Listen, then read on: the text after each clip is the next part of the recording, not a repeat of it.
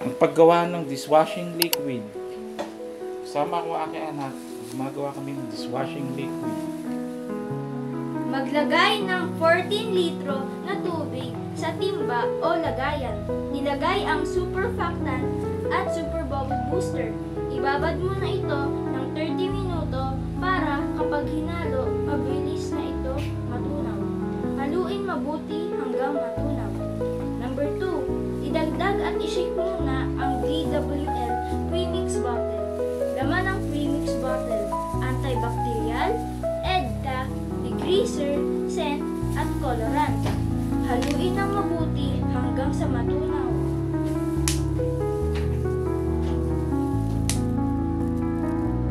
Pause lang.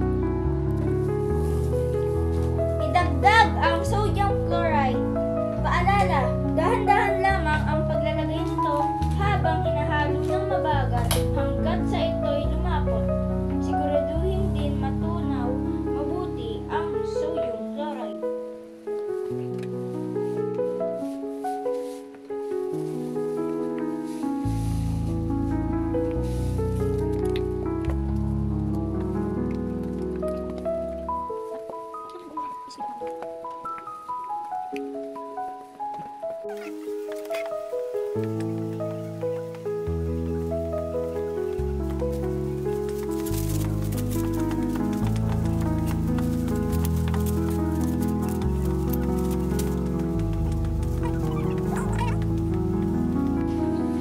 Kung may add-ons, isabay ito sa step 2. Pagkatapos ng mixture, i-rest ito ng isang araw bago gamitin o isalin sa mga bote o lagayan.